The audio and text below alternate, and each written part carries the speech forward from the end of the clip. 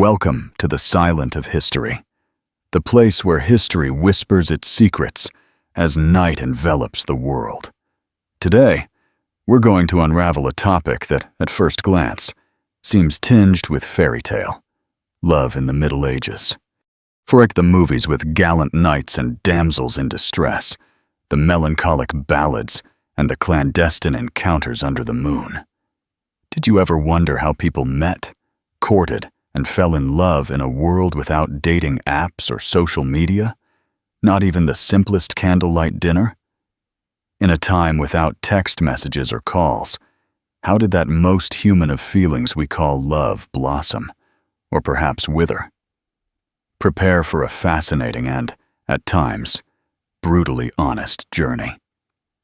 We'll delve into the depths of dating and marriage realities in the Middle Ages.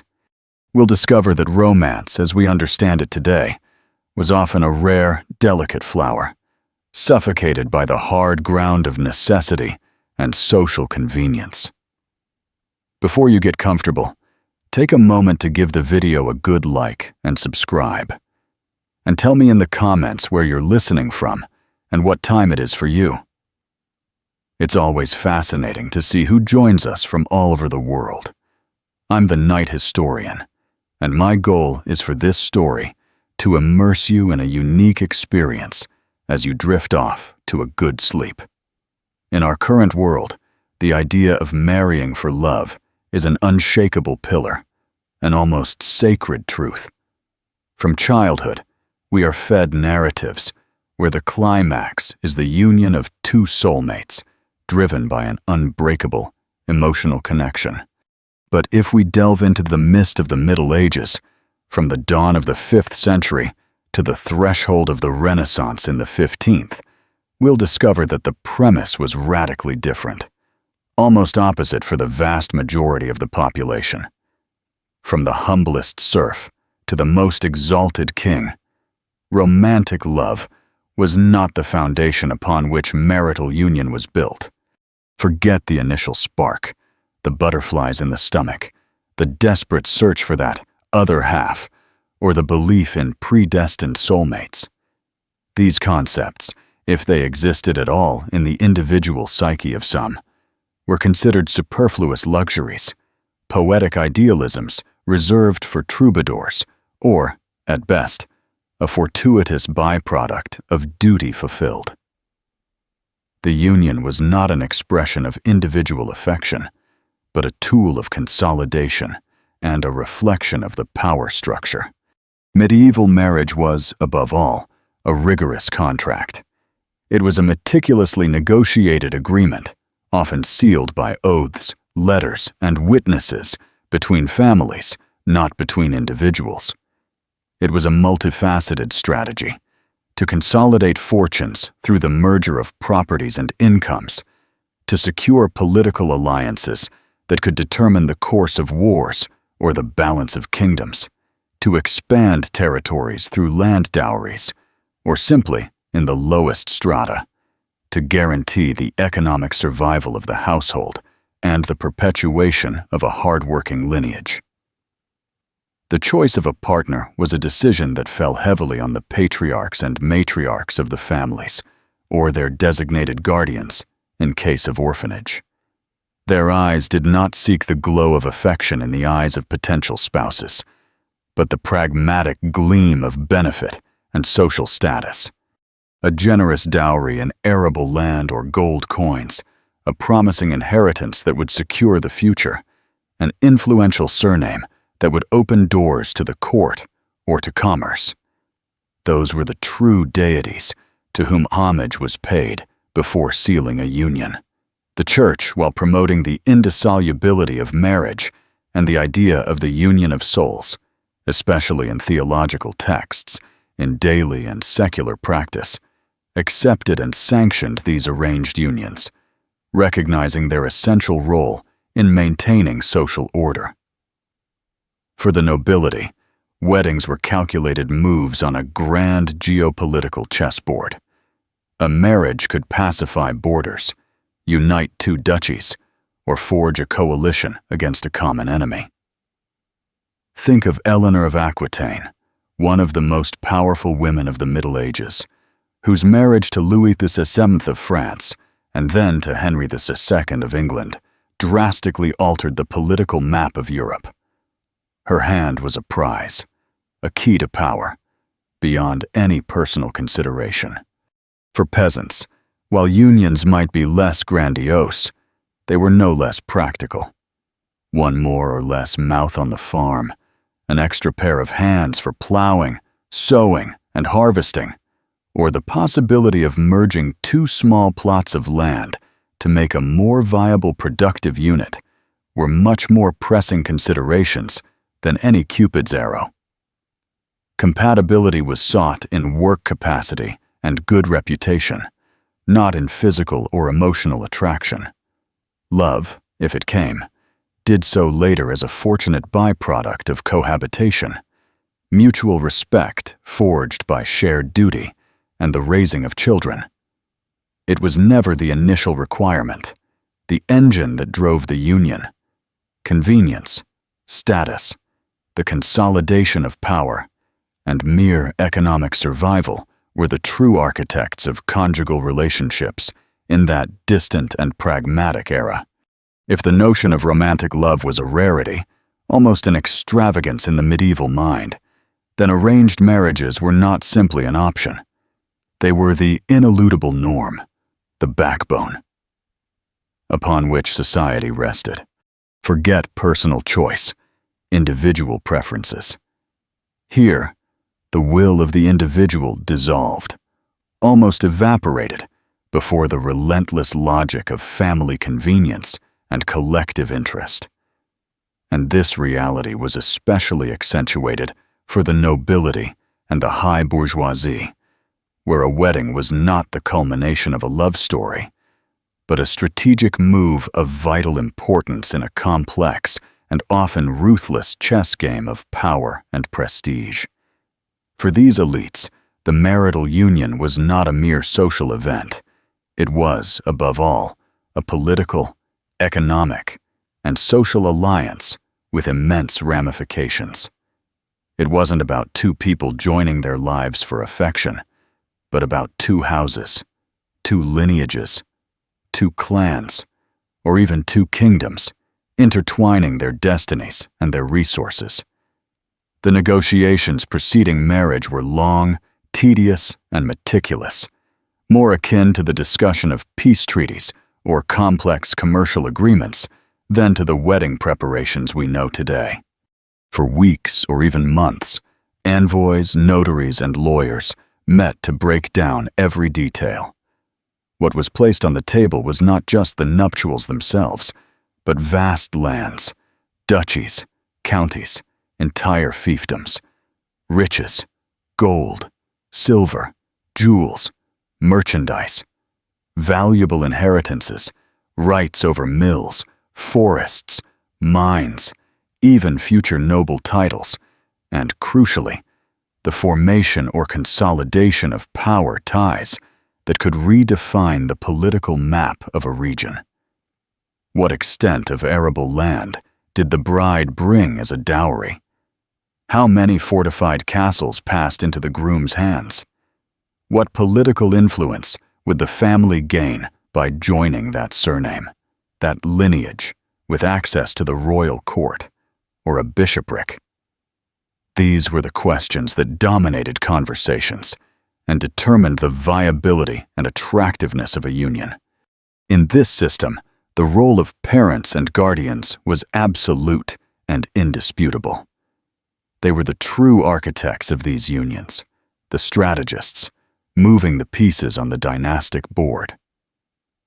From early childhood, and sometimes even before children could walk or talk, they were promised in marriage, their futures already delineated by the ambitions and needs of their elders.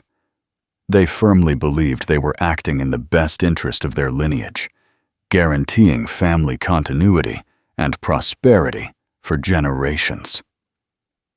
The desires and feelings of the children, if they were even allowed to have or express them, were irrelevant.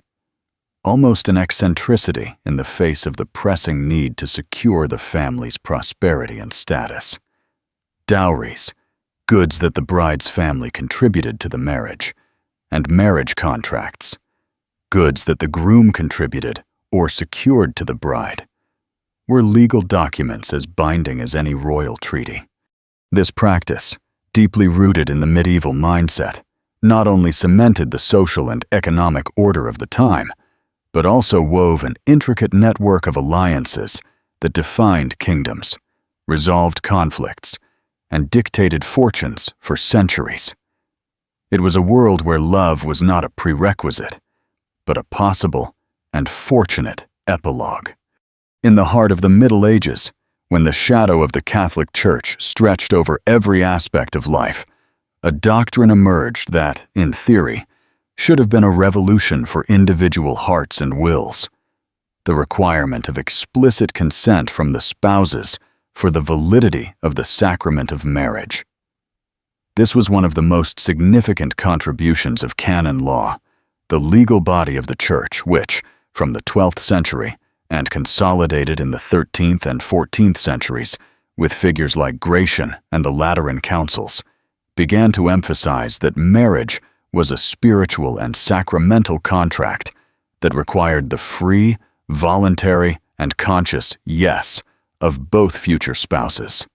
Before this, unions were often sealed with family agreements and local rights, but with the centralization of papal power and the development of a deeper sacramental theology, the Church asserted its authority, ruling that without this verbal consent, expressed before a priest, or at least before witnesses, if a cleric was unavailable, the union was not recognized by God or by the ecclesiastical order. Theoretically, this meant that a forced marriage was, in the eyes of the Church, null and void, a nullity that could be invoked if coercion was proven. However, the chasm between the theological ideal and the harsh social reality was vast and often insurmountable. The requirement of consent, although fundamental in doctrine, was in practice more a carefully orchestrated formality than a true expression of free will. Ecclesiastical laws explicitly prohibited forced marriage. Any union without consent was considered a sacrilege and a nullity. But social, familial, and economic pressure was so overwhelming that the "I do" was often pronounced under a veil of coercion that could be subtle, like a look of disapproval, or as explicit as a direct threat. Imagine a young noblewoman, perhaps a second or third daughter, whose family has arranged her marriage to a much older lord or a strategic ally. Her refusal could mean disinheritance, deprivation of food, social ostracism, perpetual confinement in her quarters, or even forced seclusion in a convent without vocation. The consequences not only fell on the individual, but could bring serious economic and political harm to her entire family, even to the entire lineage. A father might even beat his daughter or threaten to publicly dishonor her until she yielded. Freedom of consent then became the freedom to choose between an unwanted marriage or a life of misery and shame. The Church was aware of this dissonance. They knew that, in many cases, consent was obtained under pressure. However, in a world where secular power and family structures were so strong, their ability to impose the ideal was limited. They tried to mitigate the problem in several ways. For example, the rule was established that betrothals, the formal engagement prior to marriage, were often made when the spouses were still children, sometimes even infants. To counteract this, the Church required that the consummation of the marriage not occur until puberty, 12 years for girls, 14 for boys, and crucially, that consent be reaffirmed in adulthood, meaning they had the opportunity to retract. But how many dared to retract once political and economic alliances were already sealed and the dowry had already changed hands? The pressure was immense. Furthermore, Ecclesiastical courts, such as those of the Roman Curia or diocesan courts, were accessible to those seeking an annulment for lack of free consent. But the process was long, costly, and socially devastating for those who dared to challenge the status quo. A fascinating example of this struggle between the ecclesiastical ideal and noble reality is found in the story of Margaret of Burgundy, the first wife of the future King Louis VII of France in the early 14th century. Although her marriage had been arranged in her childhood, years later, she was accused and convicted of adultery in the notorious Tour de Nesle affair. Her fate, imprisonment, and early death in captivity illustrates how noble women, even those married to heirs to the throne, were pawns in a power game with their original consent diluted by circumstances. Another notable case is that of John of Gaunt, Duke of Lancaster in the 14th century, and his children with Catherine Swynford. While their children were born before marriage, and the church initially considered them illegitimate, the Duke, in love with Catherine, insisted on marrying her despite social and royal opposition. The church finally validated their marriage and legitimized their children, the Beauforts, setting an interesting precedent for the primacy of affection in a context where power allowed it. These were exceptional cases, however, and often required the backing of powerful figures to challenge conventions. For the common citizen, for the peasant or artisan, the situation was similar, though with different pressures.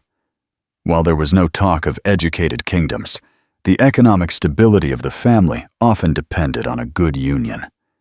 The marriage of a son or daughter could mean the acquisition of an adjoining plot of land, the guarantee of labor in the field, or access to a trade.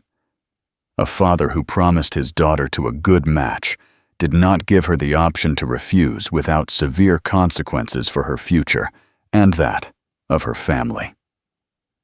The yes before the altar was in essence an echo of a decision made much earlier, by economic needs and by the hands of their parents or guardians. The family could not afford to completely undermine the social order and parental authority, which were pillars of medieval society. Therefore, while preaching the importance of free consent, its courts were often lenient with reasonable pressure and placed the burden of proof on the plaintiff alleging extreme coercion.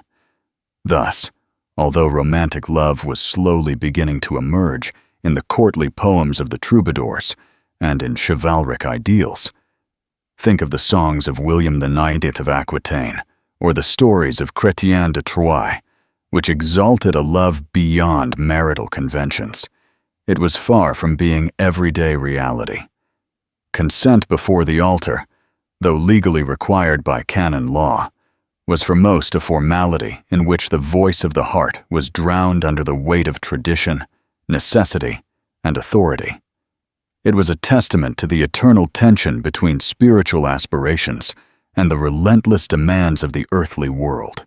We must understand that, while the majority of medieval society resigned itself to the cold calculations of arranged marriages, unions of lands and titles, not of souls, in the refined and often hedonistic courts of the nobility, particularly in the sunny and culturally effervescent region of southern France during the 12th century, a romantic ideal blossomed that, like a morning blackbird, challenged conventions and sang of a love of another nature. This cultural phenomenon, which we call courtly love or fin amour in Provençal, was not a feeling destined to be lived within the walls of the conjugal home, amidst the duties of procreation and estate management. Oh no, it was a sophisticated cultural construct, almost a performative ritual, that almost always operated outside the bounds of marriage, and that, with ingenious emotional alchemy, transformed the most carnal desire into an elevated art form, a dance of gestures and words, a chivalry of the soul. The essence of fin amour did not lie in the physical consummation of desire, which radically differentiated it from carnal unions, driven by the need for heirs. Its true power resided in the sublimation of desire. It was a constant tension between longing and containment, a flame that burned without consuming, fueled by poetry, music, and, paradoxically, inaccessibility. The central figure, the officiant of this cult of love, was the troubadour. These men, who were often minor nobles, renegade clerics, or even knights, mastered the art of lyrical and musical composition. In the service of a lord, or more commonly, of a high-born lady, they composed complex and beautiful lyrical poems, the famous canzos, dedicated to a married lady, often the wife of their own feudal lord. This lady was the epicenter of their poetic universe, unattainable, idealized to the point of divinity, and her mere existence, her gaze, or her disdain, inspired the troubadour to moral excellence, to heroism on the battlefield, and to artistic perfection in his verse. Love was not consummated in the bedchamber, but cultivated through the purest devotion, selfless service, absolute discretion, mesura, moderation that avoided scandal, and a sweet and melancholic suffering. That emotional paradox that the troubadours called joy, an almost painful joy, or dolor, a suffering that in itself was a pleasure. This ideal, precisely because of its nature and the lady's status, was inherently extramarital. And this was no coincidence. It was a direct response to the reality that real marriage was, as we have already explored, a union of interests, not of hearts. Courtly love offered a psychological escape route, an emotional and spiritual sanctuary where pure feeling, selfless passion, and adoration could flourish without the bonds of forced procreation, property disputes, or political alliances. The knight or the troubadour became, in essence, the vassal of the lady of his heart, an act of loving feudalism. He dedicated his bravest feats in tournaments, his gestures of generosity, his most polished verses, and his unwavering loyalty, expecting nothing in return but perhaps a glance of approval, a fleeting smile, a forgotten gauntlet, or a small favor that confirmed his devotion was not in vain. The ladies, for their part, although confined by the marital structures of their time, could exert significant power and cultural influence through their patronage of troubadours and the promulgation of this ideal, becoming the center of a microcosm of refinement and beauty. And this is where a colossal, often scandalous but undeniably fascinating figure enters the scene. William Knight of Aquitaine, Duke of Aquitaine, and Count of Poitiers, 1070 to 1126. This man was not only a powerful feudal lord, a warrior, and a crusader, but he is universally recognized as the first troubadour from whom compositions are preserved. Imagine a man of his status, with the power of a king in his own territory, who instead of merely dictating orders or participating in battles, also composed daring and often risque poetry. William was a character of contradictions, pious and blasphemous, a lover of women, and a skilled politician. His works, only 11 are preserved, are an invaluable treasure. He was not content with purely platonic fin amour. Some of his songs are frankly obscene and humorous, full of sexual allusions and sarcasm, which shows us that the spectrum of courtly love was broader and less rigid than is sometimes idealized. He not only sang to the unattainable lady, but also boasted of his conquests and adventures. Challenging the social norms of his time, his poetic audacity, his use of the vernacular language, Occitan or Provençal, instead of Latin, and his choice of love as the main theme were revolutionary. He was the one who opened the door for hundreds of troubadours to follow him, creating a poetic tradition that spread throughout Europe. His own love life was tumultuous, with an arranged marriage to Philippa of Toulouse, and then a notorious mistress, Maubergeon, Viscountess of Châtellerault, with whom he lived openly in Poitiers, much to the scandal of the church. It is said that his own wife had to take refuge in an abbey due to his lifestyle. This is the kind of character that reminds us that the Middle Ages, even in its rigidity, was full of vibrant and defiant individualities. Other troubadours, like Bernard de Ventadorn, whose lyrical mastery is undeniable, expressed with exquisite sensibility the sweetness and torment of unrequited love, elevating the emotional experience to unparalleled heights. His verses spoke of the anguish of love, of the ineffable joy that the mere contemplation of the beloved could produce, even of the despair of not being able to reach her. It was a training for the soul, a path to personal perfection through service and devotion. This ideal, although a minority and restricted to the elites who could afford the leisure, education, and refinement to cultivate it, for composing and appreciating poetry required a certain cultural level, had an immense and transcendent cultural impact. It not only influenced European literature, giving rise to chivalric romances, but also laid the foundations for the conception of idealized chivalry, where the warrior was not only brave, but also courteous, educated, and dedicated to a lady.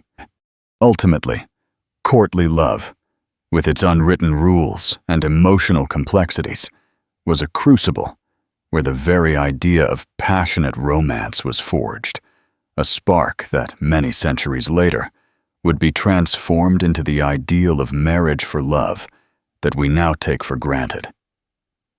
It was not a guide for conjugal life, but a complex game of courtship and longing, a sublime, emotional and artistic escape from the harsh and pragmatic reality of medieval marriages, where the heart almost always had to be silent and obey. For the vast majority of people in the Middle Ages, the idea of meeting people, as we understand it today, was practically non-existent. Opportunities to interact with individuals outside their immediate and strictly defined environment were minimal, almost nil. Imagine their lives confined to a radius of just a few kilometers, or even only to the walls of their village, their castle, or their city.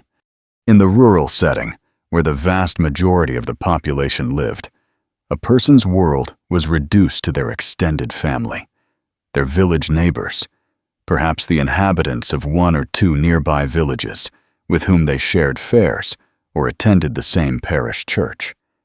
Interactions occurred in the cultivated field, at the communal mill, at the water well, or during religious festivals and local markets.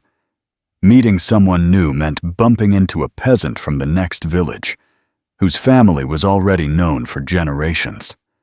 Travel was scarce, dangerous, and expensive, reserved for merchants, pilgrims, soldiers, or nobles. For the serf, his destiny was tied to the land and his lord, and with that, also to his social circle. Marriages, therefore, usually occurred among members of the same community, often even among distant relatives, to keep lands and ties within the neighborhood. In the urban environment, cities, although more vibrant, were still relatively closed bubbles. Interactions were concentrated in the neighborhood, in the local church, in the guild one belonged to, or in the main market. Artisans and merchants knew their fellow craftsmen, their apprentices, their regular customers, and the members of their religious confraternities. Families from related guilds often married their children to consolidate businesses or knowledge. People knew each other by sight, by reputation, and often by their family or professional connections. News spread by word of mouth, and a stranger was quickly identified and often viewed with suspicion. Even for the nobility, although their mobility was greater, their circles were equally restricted by status. A noble married another noble, and interaction with the peasantry was rarely expected to go beyond the lord-vassal relationship. Encounters took place in the courts of other nobles, in military campaigns, in tournaments, or on pilgrimages. But even in these contexts, unions were already predetermined by families. Accidental encounters were practically non-existent.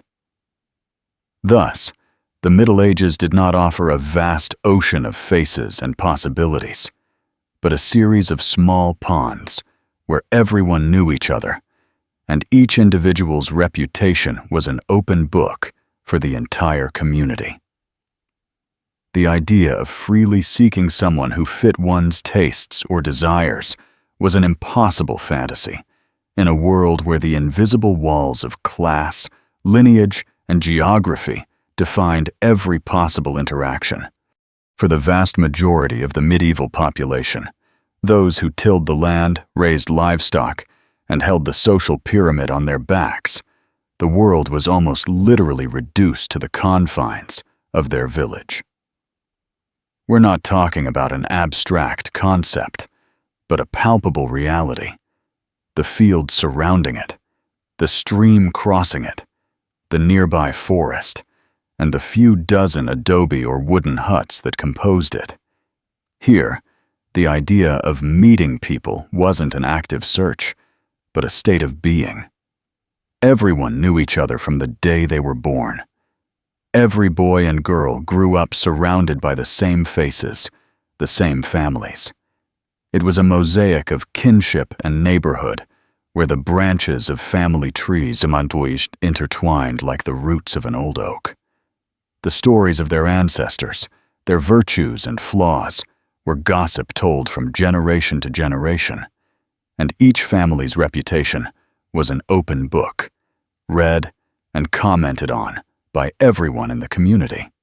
The opportunities for social interaction, and therefore the subtle scenarios for observation and informal courtship of a potential spouse, unfolded in a repetitive but deeply rooted cycle in communal life.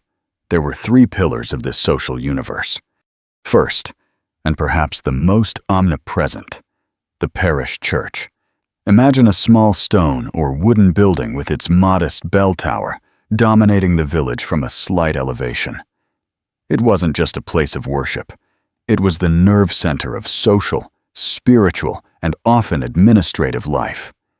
Every Sunday, to the sound of the bell, all inhabitants, from the oldest to the youngest, gathered there, dressed in their best, albeit humble, clothes. It was a time to see and be seen. During Mass, people sat on rudimentary benches or stood, discreetly observing others. At the end of the service, in the atrium or adjacent cemetery, the entire village erupted in conversations. Here, news was exchanged about the weather, harvests, births, and deaths. It was the place where young people could exchange furtive glances, where a shared laugh upon leaving could ignite a small spark of interest. For parents, it was a valuable opportunity to discreetly assess the sons and daughters of their neighbors, who sang with more devotion, who had a more robust physique, who showed signs of piety and good character. Other people's marriages were also a spectacle and a learning experience. Seeing a couple swear their vows, even if the union was arranged, reinforced the expectation that each young person's turn would come, and that their role would be essential for the continuity of the community. The church sanctioned the union, and therefore its environment was the main setting for its social genesis. Second, the collective work in the fields. Medieval agriculture, especially in the open field system, and with three-field rotation, required immense and constant cooperation. Planting winter cereals in autumn, plowing the hard earth in spring, weeding under the scorching sun, and culminating with the exhausting harvest in summer. Many of these tasks were carried out in common, with the participation of all family members, from the youngest to the oldest. Men and women worked side by side under the same sun, sharing sweat and effort. These long and exhausting days were, paradoxically, moments of intense and uninhibited interaction. Gossip was shared, orally transmitted stories were told, and work songs were sung to lighten the load. It was the place where a young man could observe a girl's endurance, her diligence in plowing, or her strong voice. Did she work without complaining? Was she capable of carrying a heavy load? For a young woman, was the boy lazy, or a trustworthy man with strong arms and capable of providing for a family? A good, strong, and resistant worker was not only an invaluable asset for any household, but a pillar for survival. Tasks like reaping, threshing grain, or even gathering firewood in the common forest were opportunities for more prolonged interaction and for observing the character of potential spouses in situations of physical stress and cooperation. And third, patron saint festivals and local markets. These were the social high points, the few moments of the year when rural monotony was broken by explosions of color and sound. Every village revered its patron saint, and its feast day was celebrated with special masses. Yes, but also with joyful processions, dances, often to the sound of bagpipes and drums, popular games like wrestling or archery, communal meals where what little they had was shared, and sometimes even small theatrical or juggling performances. These were moments of greater freedom for recreation and informal interaction, where laughter was louder and glances more daring. Similarly, weekly markets or seasonal fairs, though with an economic purpose, offered a slightly wider circle of interaction. Peasants from neighboring villages came to sell their surpluses, eggs, vegetables, cheese, and buy what they did not produce, salt, tools. The comings and goings of people, the bustle of dealings, and the opportunity to see new faces, however few, added an element of novelty. Here, under the guise of buying and selling, people moved with a purpose. But the more relaxed atmosphere encouraged the exchange of words, and perhaps the beginning of a discreet courtship under the watchful and often gossipy eye of the community. For example, at the Champagne fairs, famous in the High Middle Ages, or in the small local markets that formed around an abbey or a castle, the exchange was not just of goods, but of glances, smiles, and occasionally, the reputation of the young people. In this microcosm, a young man or woman's reputation was like a shield, a vital asset. Gossip spread faster than wind across the fields. Dishonorable behavior, a rumor of laziness, bad temper, dishonesty, or excessive flirting could ruin marriage opportunities for life, not only for the individual, but for their brothers and sisters. A woman's virginity was a jealously guarded and publicly valued treasure. A man had to demonstrate his ability to work and provide. Thus, in the medieval village, finding a partner was not a personal adventure, an exploration of love, but a communal process intertwined with the rhythm of rural life, dictated by the imperative need for economic survival and the perpetuation of the lineage, all within a suffocatingly small circle of interaction, where each life was an extension of everyone else's life. Freedom of choice, if it existed, was barely a murmur under the grand chorus of tradition and necessity.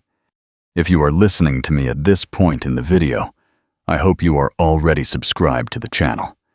I am the Night Historian, and my desire is to have a huge community of people who love the nights and knowledge, thousands of people from all over the world, connected by that intrinsic desire to know more in order to know oneself more and have a better life.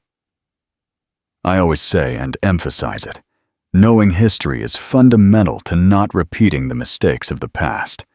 And that is why I want you to take a few seconds to subscribe and share this video with your friend who is a fan of knowledge. Not to mention, if from your generous spirit comes the motivation to give a super thanks to this humble servant. In any case, my gratitude for simply sharing this moment is infinite. Now, let's continue with the story. If the peasant's world was the village in the field, the medieval urban dweller's universe was the bustle of the city. These nascent metropolises, which began to re-emerge strongly from the 11th century, were crucibles of activity, centers of trade, craftsmanship, and thought. But despite their dynamism, social interaction remained surprisingly structured and limited, not by vast geographical borders, but by rigid social and professional hierarchies. For the artisan, the merchant, or the servant, opportunities to meet a future spouse were concentrated in three essential and intertwined environments: workshops, guilds, and the vibrant streets and markets. First, the workshop or business. For the artisan, their workplace was often also their home. Houses typically had the shop or workshop on the ground floor and living quarters on the upper floors. This meant that work and family life were intrinsically linked. Apprentices and journeymen lived with the master's family, eating at their table, sharing their daily routine. In this intimate environment, relationships were forged slowly. The master's sons and daughters grew up alongside apprentices and journeymen. It was common for a master craftsman to marry his daughter to his best apprentice or to a promising journeyman, because it wasn't just a matter of affection. It was a brilliant business strategy. The son-in-law would inherit the workshop, the tools, and the clientele, ensuring the continuity of the family business and the transfer of skills. This was especially true in prestigious guilds such as goldsmiths, silk weavers, or wool weavers, where knowledge was invaluable capital. A clear example can be seen in Flemish or Italian cities like Bruges or Florence, where merchant and artisan families formed true dynasties. Marriage was not just a union of people, but a fusion of capital and knowledge. A young woman who had grown up helping in her father's workshop already had practical knowledge of the trade, which made her a valuable living dowry, not only for her inheritance, but for her skills. Second, the guilds or confraternities. These were not mere labor associations. They were the social fabric that structured medieval urban life. Every trade, bakers, tanners, carpenters, blacksmiths, etc., had its own guild that regulated production, prices, product quality, and crucially, the social and spiritual life of its members. Guilds organized festivities, processions, special masses, and banquets. They were a second family for their members. Guild meetings, social events, and religious ceremonies offered a space for the sons and daughters of masters from different workshops to meet. It was natural for a tailor's son to marry a tailor's daughter or a weaver's daughter, consolidating alliances between related trades. Marriages within the same guild were highly desirable as they strengthened internal cohesion, prevented external competition, and ensured that trade secrets remained within the circle. In cities like Cologne, where guilds had immense political power, the social and marital life of their members was intrinsically linked to guild identity. An inter-guild marriage might be viewed with suspicion if it did not benefit collective interests. Third, the urban streets and bustling markets. Although social circles were structured, the city offered a dynamism that the countryside lacked.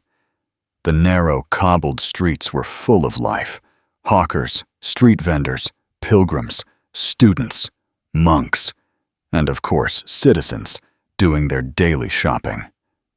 The central market, often located in the main square near the cathedral or town hall, was a whirlwind of activity.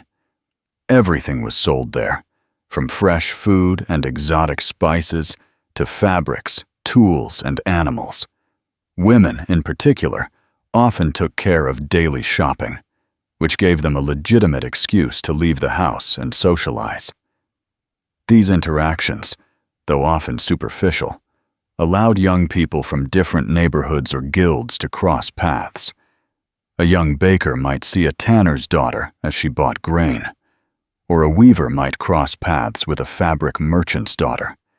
Supervision was intrinsic to the very structure of urban life, where life unfolded in public. On religious holidays and market days, there was a greater influx of people, where glances, smiles, and on rare occasions, words could be exchanged. Reputation, again, was key. A young woman from a good family with modest and pious behavior was more attractive. A young man with a stable trade and a reputation for being hard-working and honest was a good match. Balconies, house windows, and workshop doors were observation points where private life was exposed to public scrutiny, making any flirting or interaction immediately noticed and commented on by the community. Examples of these dynamics are found in the records of Hanseatic cities like Lübeck or Hamburg, where merchant families formed intricate networks through marriages to maintain control over trade routes, or in Italian cities like Venice and Genoa, where powerful merchant families consolidated their influence by marrying their children to those of other families who controlled maritime routes or sources of raw materials. Marriage was an investment, a diversification strategy, or a monopoly. Thus, in the medieval city, finding a partner was not a personal journey of self-discovery or finding love, but a process intertwined with the economy, profession, and social status. Every interaction, every glance, every rumor in the streets and workshops was another piece in the great puzzle of family and professional life, which for the urban dweller represented the key to their survival and prosperity. The city, in its apparent freedom, wove its own invisible networks of interactions and marital expectations. For the nobility, the elite who governed, protected, and often oppressed, the scenarios for meeting and courtship differed drastically from those of the peasant or artisan. Their lives revolved around castles, not only as impregnable military fortresses, but as vibrant administrative, economic, and, crucially, social centers. Within these stone masses, life unfolded in a cycle dictated by war, the administration of vast territories, hunting, and, omnipresently, the incessant negotiation of alliances. A noble's social circle was paradoxically wider in geographical terms. They could interact with nobles from distant kingdoms, but infinitely more restricted by the rigid chains of status, lineage, and reputation. One of the main settings for meeting and social display was the banquet. Imagine the great hall of a castle, often with high ceilings and walls, covered with tapestries to mitigate the cold. As night fell, the hall was illuminated by the flickering light of torches mounted on the wall and huge wrought iron chandeliers hanging from the ceiling, casting dancing shadows. The air was filled with the aroma of roasted meat, exotic spices brought by merchants, and the sweet smell of wine or mead. These were not just meals, they were meticulous displays of wealth, power, and status. Long tables, often of rough wood, but covered with fine tablecloths for the occasion, were filled with delicacies ranging from whole roasted boars and game birds to elaborate meat pies and honeyed sweets. These events brought together nobles from various regions, allies, and vassals, all gathered under the roof of the principal lord. It was the peak moment to see and be seen. Here, parents presented their sons and daughters to society, often seating them in strategic places so they could be observed by potential spouses and their families. A young knight could display his gallant bearing, his good education, and his ability to recount deeds. A young noblewoman could exhibit her grace in movement, her conversational skill, if she was allowed to speak, and if she had talent, her ability to play a musical instrument like the lute or sing a ballad. Although most couples were already betrothed from childhood, these banquets offered the first opportunity for future spouses to meet in person, or at least for their families to thoroughly evaluate the product of the agreement, the health, temperament, and education of the prospective groom or bride. A rumor of ill health or an irascible character could shake even the most solid agreement. Tournaments, with their clashing steel, the vibrant colors of banners, and the clamor of the crowd, were another crucial setting for noble interaction.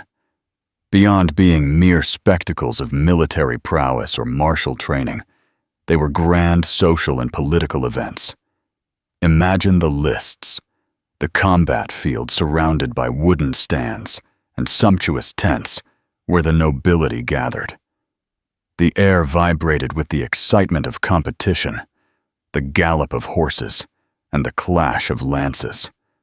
A knight who demonstrated exceptional bravery and skill in the joust, unseating his opponent, breaking lances, not only gained honor and glory, but could attract the attention of a powerful family looking for a strong, brave son-in-law, capable of defending their interests.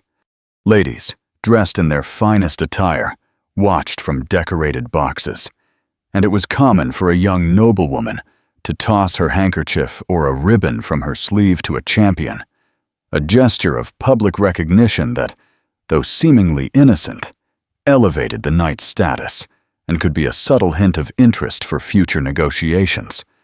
For the ladies, it was a rare opportunity to see future spouses in action, not in the intimacy of a salon, but in the simulated battle, evaluating their courage, skill, and, why not, their physical attractiveness under the armor. In the 12th and 13th centuries, tournaments were so important that they were often organized specifically to foster marital alliances, and the court that hosted them functioned as a grand matchmaking agency. But the heart of noble interaction was the court itself. Whether it was the court of the king, a powerful duke, an influential count, or a countess, courts were microcosms of power, intrigue, and cultural refinement. Here, young noblewomen from lesser or allied families were sent to serve as ladies-in-waiting to the queen, duchess, or the principal lady of the house. This practice was much more than a simple employment. It was an essential form of education and an unparalleled strategic opportunity.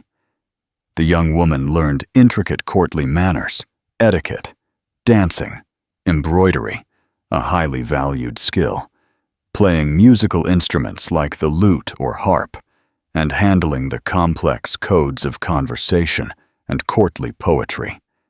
But most importantly, the young woman was directly exposed to an elite marriage market, living under the same roof as potential future spouses, the children of the court's lord, ambitious young knights, or the sons of other visiting nobles. An iconic example of the court's influence is the aforementioned Eleanor of Aquitaine, whose court in Poitiers was not only a center of cultural refinement, the birthplace of courtly love and home to troubadours, but also a hotbed of political intrigue, and, of course, a place where poets and nobles from all over Europe met and where marital alliances were forged. Her own life, marked by 2 royal marriages, with Louis VII of France and Henry II of England, is the epitome of the noblewoman as a key piece in the political chessboard. These young ladies-in-waiting were formally presented, and their virtues, piety, modesty, obedience, domestic skills, and of course the size of their dowry and the influence of their lineage were discreetly discussed between their parents and the court hosts. Impeccable conduct was expected of them, as any slip could dishonor their family and ruin their prospects.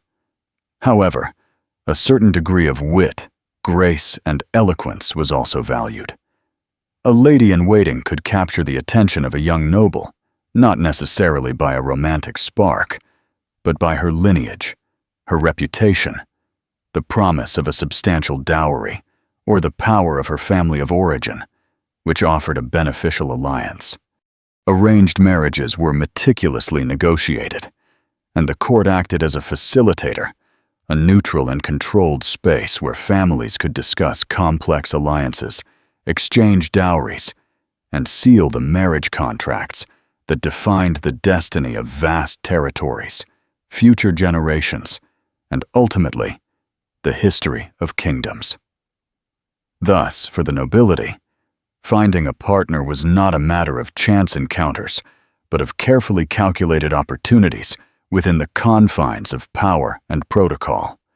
Every castle, every lavish banquet, every tournament, and every corner of the court was a stage where marital destinies were woven with the threads of dynastic strategy, impeccable reputation, and the imperative need to ensure the perpetuation and aggrandizement of a powerful lineage. Love, if it came, did so as an unexpected and often unwelcome guest at a banquet where convenience was the main course.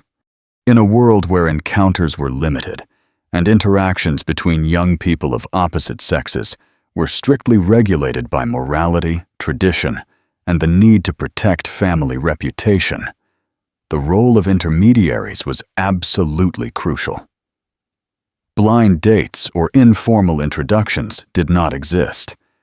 Every approach had to be calculated and supervised, and often those who orchestrated these delicate encounters were older women, trusted figures who possessed the sagacity and knowledge of the community. Nurses, midwives, trusted servants, or respected matrons. They were the true matchmakers of the Middle Ages, although their role was less romantic and more pragmatic than later literature would portray. These women were, in essence, unofficial but proven effective marriage agents. Their knowledge of local families, their assets, their virtues, and their flaws was encyclopedic. They had an invaluable network of information forged through years of service in households, in childbearing, and in caring for the sick. They were confidants of the mistresses of the house and often knew the secrets and ambitions of each lineage. Mothers or fathers interested in finding a good match for their children turned to them for advice. Their mission was not that of Cupid, but that of a risk analyst. They evaluated the qualities of candidates with a critical and dispassionate eye. What qualities did they assess? For a prospective bride, her physical health was considered vital for procreation and work. Her temperament, obedience, and piety were fundamental. Her domestic skills, did she know how to spin, cook, manage a home? And of course her dowry, lands, goods, money that her family contributed. For a prospective groom, his ability to work or provide was valued. Did he have a stable trade, fertile lands, a good reputation for diligence? His piety, his obedience to family authority, and his lack of known vices. These intermediaries did not seek love, but functional and economic compatibility. Once potential candidates were identified, these intermediaries facilitated the first encounters, always under strict supervision. These were not romantic dates. They were formal presentations, often at one of the family's homes or in a public space like the church after Mass, but always with the presence of chaperones, generally the young woman's mother or aunt. The purpose was for the young people to observe each other exchange a few words if etiquette allowed, and for the families to make a final assessment before proceeding with more formal negotiations.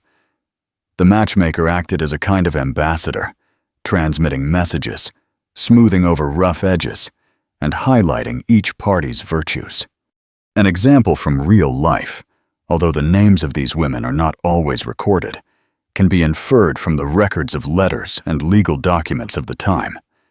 In the courts, the queens or duchesses' ladies-in-waiting often played this role, observing young nobles and reporting to their superiors on possible pairings. In the rural sphere, the figure of the midwife or the respected elder woman of the village was key. Her reputation was based on her wisdom and her ability to weave the threads of the community, including marital ones. This crucial role of intermediaries underscores the pragmatic nature of medieval marriage. They did not leave such a vital decision to chance. The matchmakers of the Middle Ages were not magicians of love, but experts in the art of convenience, ensuring that each union contributed to the social and economic stability of the families involved. Their discretion and network of contacts were as valuable as any dowry. Forget the romantic image of the knight offering a rose to his lady. In the Middle Ages, especially for the wealthy classes, the nobility, the high bourgeoisie, and large landowners, the true heart of courtship was the negotiation of the dowry. This was not a token of affection, but an intricate dance of figures, properties, and promises that defined the material value of the bride and the solvency of the groom. It was a process so complex and vital that it often required the intervention of scribes, lawyers, and accountants. The dowry was the contribution that the bride's family delivered to the marriage. It was not a gift, but an often substantial investment that would become part of the conjugal estate. Its purpose was manifold: to compensate the groom for taking the bride under his protection, to provide economic sustenance for the woman in case of widowhood, as the dowry was often returned to her if her husband died without heirs, and to consolidate the economic and social alliance between the two families. A generous dowry could elevate the bride's status and secure a more advantageous marriage. A meager dowry, conversely, drastically limited her options. Nuptial contracts were extensive and meticulous legal documents, more akin to commercial treaties than declarations of love. They detailed every element of the dowry, from large tracts of land and castles to herds of cattle, sacks of gold and silver coins, family jewels, valuables, furniture, and even slaves or serfs attached to the land. But the dowry was not the only material consideration. Often, the groom or his family promised the heiress, or dower. These were goods or money that the husband promised to his wife as a sign of his love and as a guarantee of her future sustenance. The heiress could be a portion of his own lands, a sum of money, or valuable, movable goods. Unlike the dowry, which the bride brought, the heiress was a commitment from the groom, a demonstration of his economic capacity and his willingness to provide for his future wife.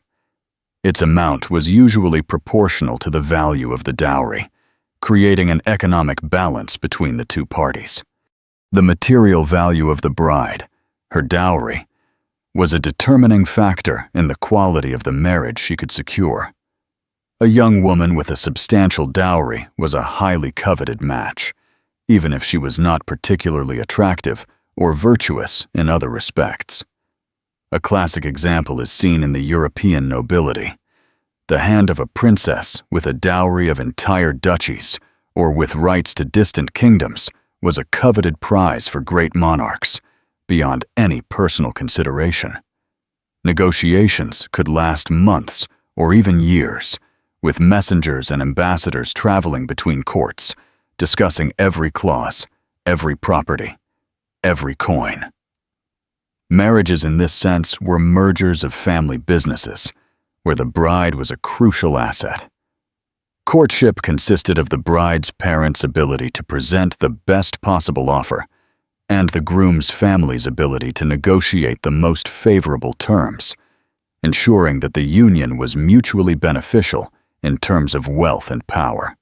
Thus, courtship in the wealthy spheres of the Middle Ages was a process devoid of sentimentality, an exercise in economic and political pragmatism, where flowers and poems were mere adornments in a hall, where talk revolved around lands, inheritances, and the future of lineages.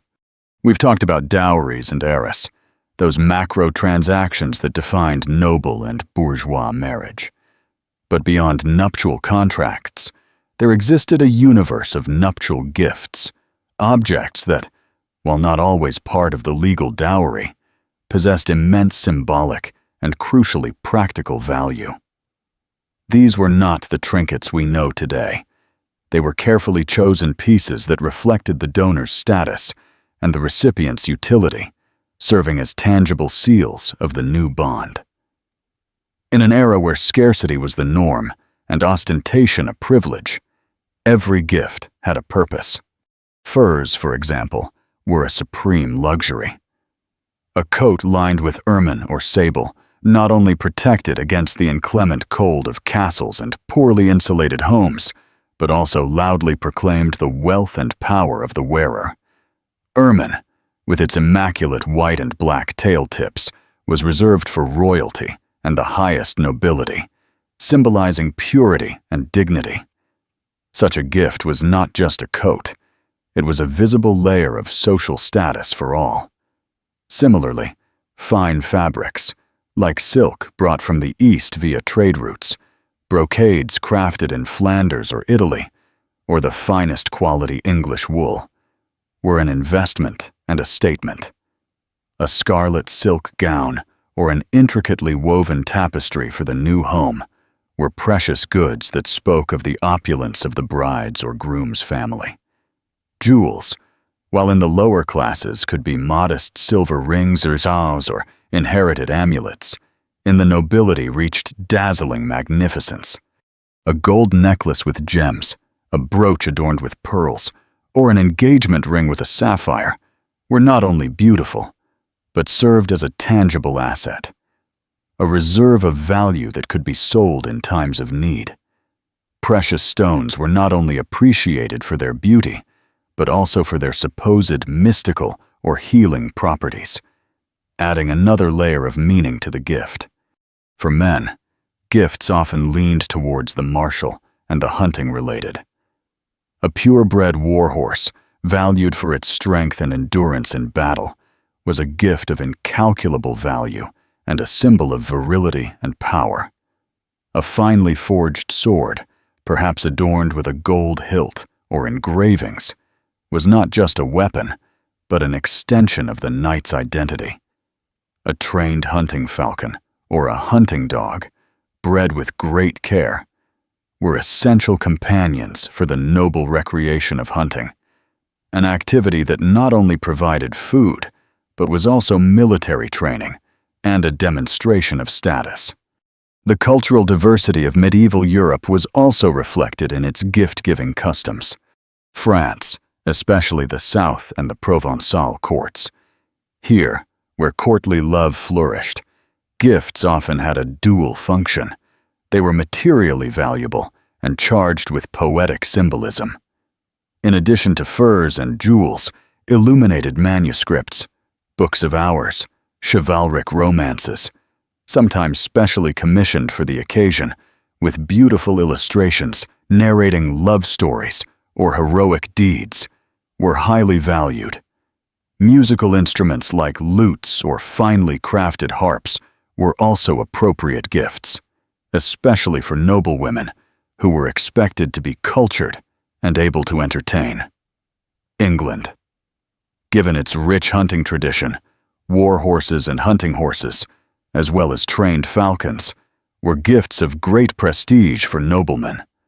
Ladies could receive exquisite embroideries to decorate their chambers or high-quality English wool dresses, a key export product. Enameled jewelry was also highly valued, often incorporating heraldic symbols of the families. Italy. In the city-states of Venice, Florence, Milan, where trade and banking flourished, gifts often reflected greater material opulence. Venetian or Florentine silks, brocades, and damasks were the finest fabrics in Europe, and a gift of rolls of cloth or garments made from these materials was a sign of immense wealth. Elaborate gold and precious gem jewelry, often imported from the East, was common. Also common were richly decorated chests, known as cassoni, which served to store the bride's dowry and were often painted with allegorical scenes of love and marriage. Holy Roman Empire. In this region, the chivalric tradition was very strong. In addition to weapons and horses, finely crafted silver and gold objects, such as chalices, ewers, or tableware, were valued. Animal furs from dense forests and carved ivory objects, often depicting scenes of courtly or religious life, were also appreciated. Iberian Peninsula. Islamic influence, especially in the south, Al-Andalus, enriched the range of gifts with silk fabrics and brocades of oriental designs, perfumes, exotic spices, and filigree jewelry. For Christian nobles, Andalusian horses were highly coveted, as were Toledo steel weapons, famous for their quality.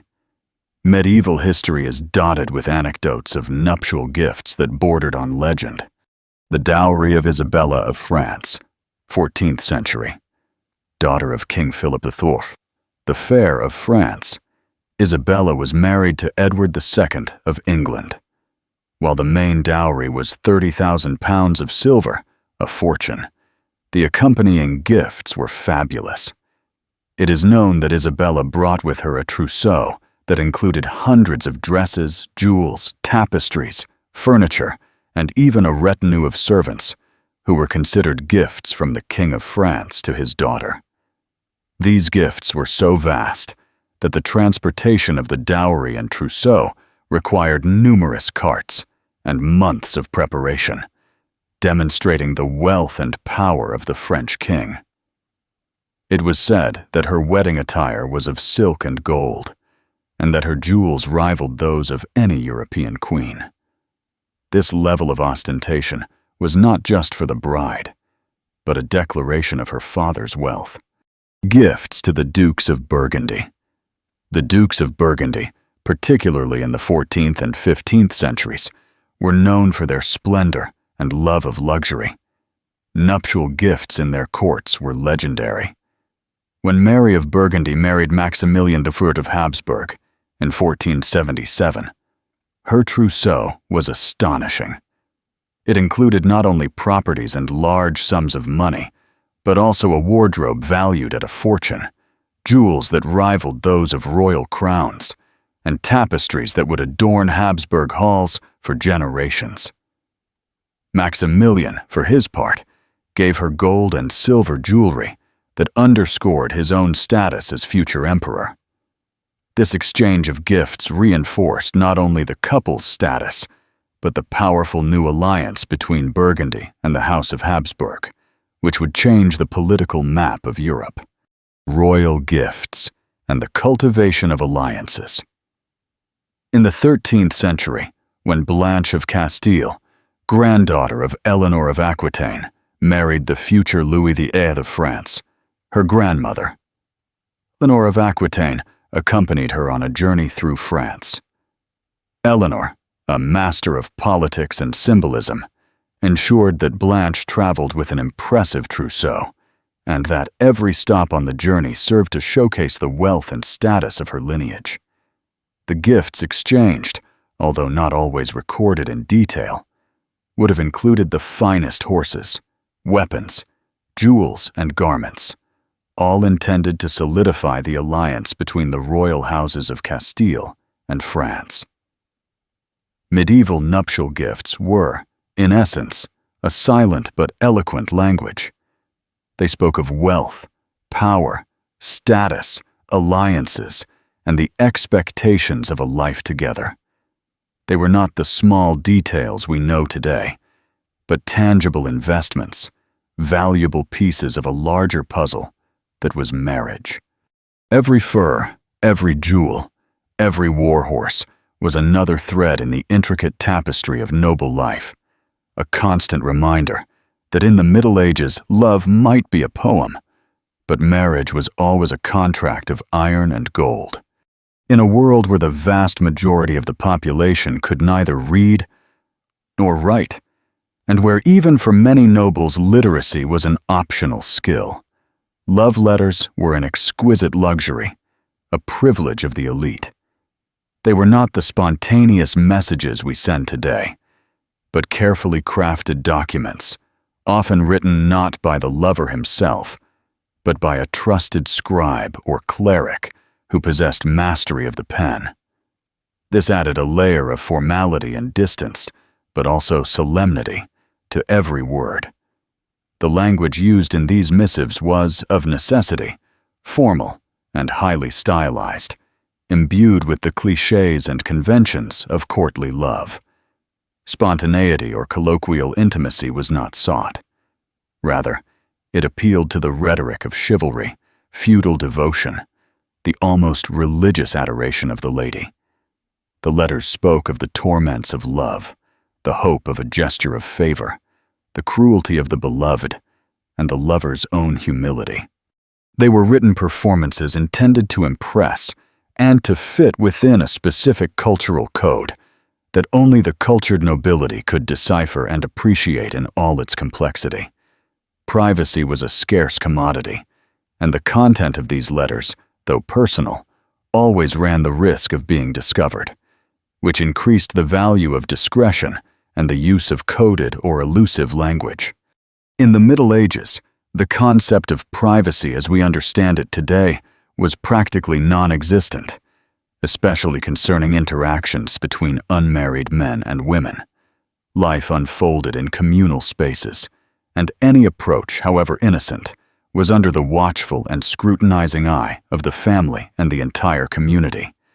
Reputation, especially that of a woman, was a possession as precious as life itself, and a rumor of indecency or inappropriate behavior could ruin marital prospects forever. This meant that, quite simply, there was no going out alone for young people. The idea of a private date, a romantic walk without a chaperone, or an intimate conversation without the presence of a third party, was unthinkable and socially unacceptable. Think of medieval households, both in the village and in the city. Houses were usually small and had multiple occupants. A peasant family lived in a single room, often shared with animals, where privacy was nil. Bourgeois families in the city might have more rooms, but servants, apprentices, and other extended family members shared the spaces, making any personal interaction immediately visible to others. There were no locked doors or secret corners. Outdoor interactions were equally supervised. In the village, every field, every path, was known and traveled by everyone. In the city, the streets were bustling and public, with neighbors, merchants, and authorities constantly watching. A young man and woman who met by chance would be immediately noticed, and their encounter would lead to speculation and gossip. Family honor depended on the conduct of its members, and parents were extremely protective of their daughters, who were considered valuable marital assets whose purity had to be guaranteed. Any interaction between an unmarried man and woman that had the potential to be more than a trivial conversation took place under the strict supervision of chaperones. These were generally older women from the family, such as the mother, an aunt, a married sister, or a trusted servant. Their task was clear: to ensure that there was no inappropriate physical contact, that the conversation remained within the bounds of decency, and that no informal promises of marriage were made, which the Church, in some interpretations, could consider binding. These chaperones were not a hindrance, but a social necessity to protect the young woman's reputation and, by extension, that of her family. Failure to comply with these rules could have devastating consequences. A simple rumor that a young woman had been alone with a man could ruin her reputation and make her unacceptable as a wife, leading to a life of shame or, at worst, forced seclusion in a convent. For the man, if discovered in a compromising situation, his reputation could also suffer, and he might be forced to marry the young woman to restore her honor, regardless of his desires. Think, for example, of the strict rules in medieval etiquette books that detailed how men and women should behave in public, or the laws of some cities that imposed fines for inappropriate encounters. The famous medieval ballads and romances, which often narrate secret loves and furtive encounters, are precisely notable because they defied the norms and were therefore objects of fantasy and drama. Reality was much more prosaic and controlled. In essence, constant supervision was not a sign of individual distrust, but a reflection of a society where the individual was subordinate to the community and the family. Every relationship, every marriage, was a communal investment, and its success or failure impacted everyone. Therefore, love, if it blossomed, did so under the watchful eye of 100 eyes, in a world where privacy was an unknown luxury and reputation a jealously guarded asset. To understand where and how couples met in the Middle Ages, we must first completely discard our contemporary idea of a date. The concept of an intimate, private encounter between two people for a romantic purpose, whether to get to know each other, court each other, or deepen a relationship, was as alien to the medieval mind as a trip to space would be for us. Cinemas, cafes, restaurants, discos, bars, or parks with solitary benches simply did not exist and did not fit into the social structure of the time.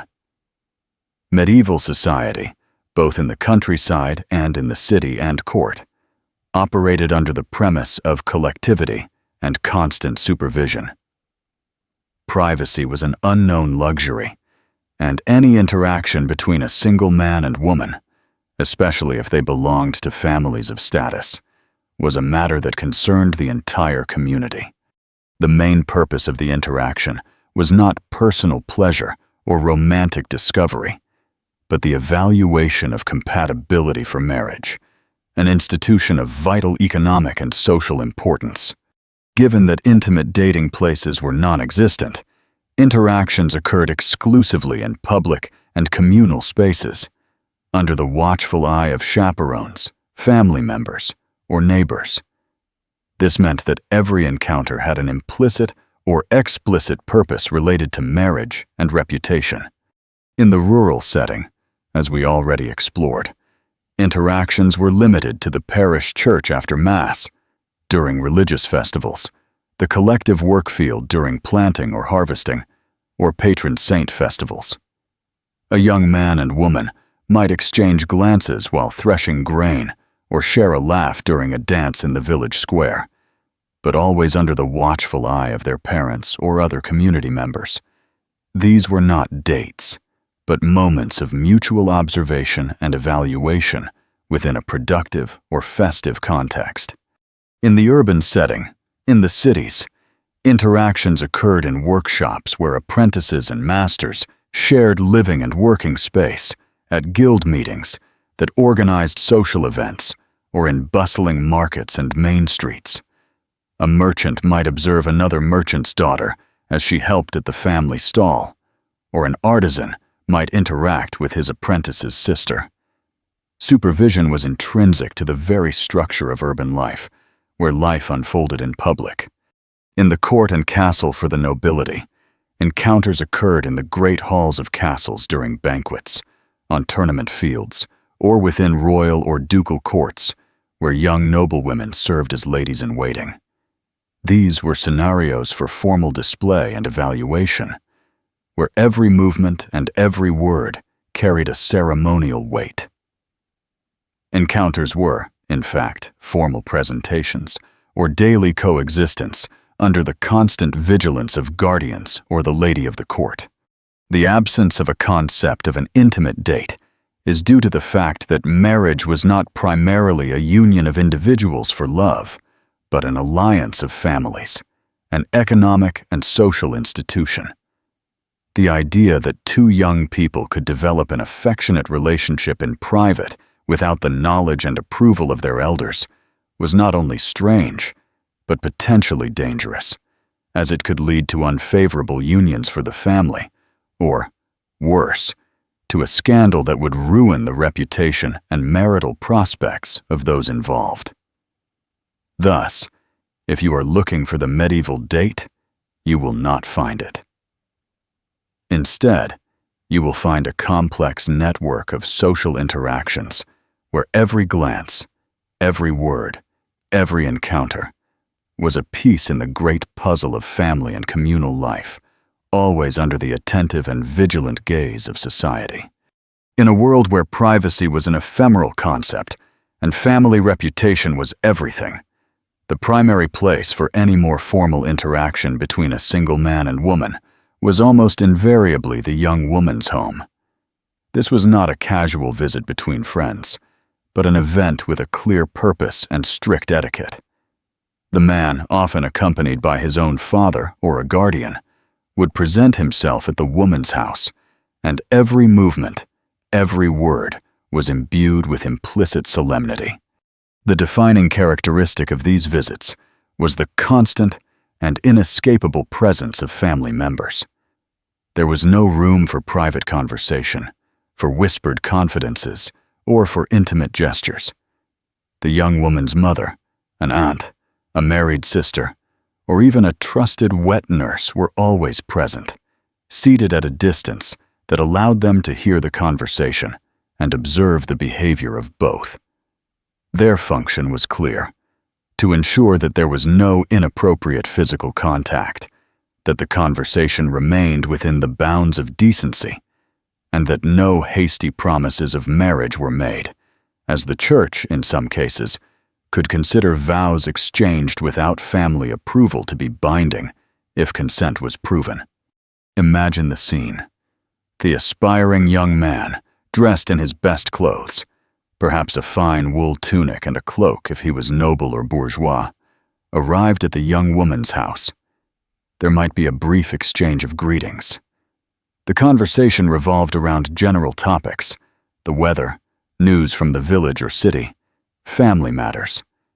The young woman, for her part, was expected to appear modest, pious, and perhaps, if permitted, and she was gifted, to display some of her skills, such as embroidery, operating a loom, or even playing a simple musical instrument.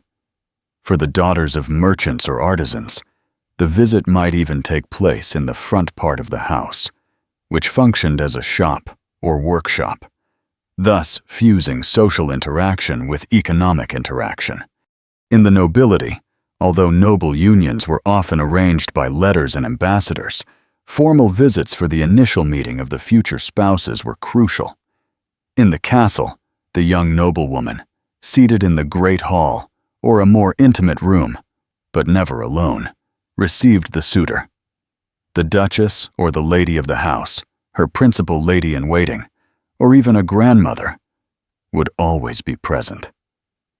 These visits not only served for the young people to see each other, but also for the families to make a final assessment of the health and temperament of their future sons or daughters-in-law. An example of this could be seen in the chronicles of royal marriages, where brides were inspected by the groom's emissaries and then formally presented to the future husband's family during a state visit. In the urban bourgeoisie, the home of a merchant or artisan was the common setting. If a merchant's daughter was to be betrothed to another merchant's son, the young man and his father would visit the promised bride's family home. The young woman's mother or her married sisters would supervise the encounter. The conversation might drift towards family businesses, showcasing the prosperity of each party The future wife had to demonstrate her skill in embroidery or household management, often under the watchful eye of her future mother-in-law. Guild records in cities like Florence or Bruges, although not detailing courtships, do record marriages between children of guild masters, implying a network of supervised family interactions. In the peasantry, although less formalized, visits between families to see potential spouses also occurred. A young peasant, accompanied by his parents, might go to the young woman's house. The interaction would take place in the single room of the house, where the family atmosphere and lack of privacy would be the norm. They would talk about the harvest, the sheep, the land, the young woman's ability to work. Her skill in spinning or caring for the garden would be as evident as her piety or character. The constant supervision in the home was not a sign of individual distrust, but a reflection of medieval social values. Marriage was a fundamental transaction, not just between two people, but between two families, and, by extension, with the community. The conduct of young people directly reflected on the honor of their relatives, and any deviation from the norm could have devastating consequences for their reputation and marital prospects. In this sense, the family home was the first and most important dating venue, a space where love was not the script, but a remote possibility in a play already written by convenience and tradition. In the monotonous routine of medieval life, marked by incessant work and religious obligations, communal feasts and celebrations were explosions of color, sound, and, crucially, social interaction. They were the most anticipated moments of the year, pressure valves, where the rigid norms of daily life relaxed, allowing a degree of freedom and spontaneity rarely seen in other contexts. These occasions were not dating places in the modern sense, but multifaceted scenarios where bonds were consolidated, social life was woven, and, yes, windows opened for glances to cross and potential unions to be forged. Imagine wedding celebrations. It was not a private event, but a feast that often involved the entire village or a large part of the neighborhood in the city. From the procession to the church to the banquet and dance that followed, every moment offered an opportunity to observe singles. Young women saw how the groom behaved with his new wife. Young men observed the lady's grace in dancing. These events generated a festive atmosphere where usual barriers softened. Families could exchange impressions about the guests, and village or neighborhood matchmakers were attentive to any signs of mutual interest. It was a celebration of community continuity, and in that context, the observation of future couples was a natural component. Harvest festivals, like Michaelmas or May Day, were another pillar of the social calendar. Once the arduous work of gathering the fruits of the earth was finished, it was time to give thanks and celebrate. The community gathered for communal banquets, games, and, above all, dances. The music of flutes, bagpipes, and drums filled the air, and young people, finally freed from the hardest tasks, participated in group dances like carols or circles. Here, physical interactions were permitted within the bounds of decorum. A young man might take a girl's hand for a dance, their bodies moving in unison, and although always under the watchful eye of elders, who also participated or supervised, there was space for a connection beyond mere observation. In these moments, energy and grace in dancing, the ability to join in the fun, became indicators of good health and temperament, desirable qualities in a spouse. And then there were carnivals and pre-Lenten celebrations, often filled with a spirit of temporary transgression and unbridled joy. Before the severity of Lent, people indulged in food, drink, games, and masks. In these events, social hierarchies could momentarily blur, and light jokes and flirting were more acceptable. Processions, costumes, and the controlled anarchy of carnival offered a setting for bolder interactions, although the ultimate purpose was always collective fun and the release of tension, not the start of a serious courtship. Still, amidst the merriment, glances and jokes could be bolder, and a good laugh or a display of wit could leave a lasting impression. Games and demonstrations of skill. Beyond dancing, many festivities included games where young people could demonstrate their strength, agility, and skill in the field. This could be wrestling, archery, or sack racing. In cities, guilds often organized skill competitions related to their trades. A young man who excelled in these demonstrations not only gained prestige, but showed qualities of vigor and productive capacity highly attractive to a future in-law family. The importance of music and singing. In many of these celebrations, music and singing were central. A young man with a good voice or the ability to play a simple instrument, or a young woman who sang gracefully and knew the lyrics of popular ballads, could stand out. It was a way to attract attention in a context where personal adornment was limited. Varied local festivities. Festivities varied enormously by region. In Northern Europe, winter and summer solstice celebrations might have pre-Christian pagan rituals that included specific dances and games. In the South, Roman and Mediterranean influences gave rise to festivals with more emphasis on popular theater and processions. In all of them, however, the common element was community gathering and opportunities for social interaction. The invisible courtship in these festivities. Courtship was not an explicit act of two people. It was rather a process of mutual observation and reputation. Young people did not ask each other out. Instead, they were observed by parents and by the community. A girl who was seen as cheerful, diligent, and sociable at these festivities was considered a good match. A boy who joined the games with enthusiasm, who was strong and showed good humor, was also considered so. Conversations at these parties were not romantic, but revolved around communal life, work, and families.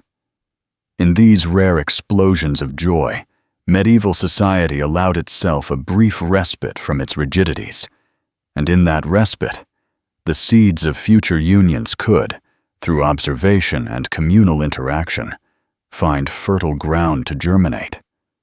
They were not romantic dates, but they were undoubtedly the most vibrant scenarios where the heart of the community beat, and with it, opportunities for encounter.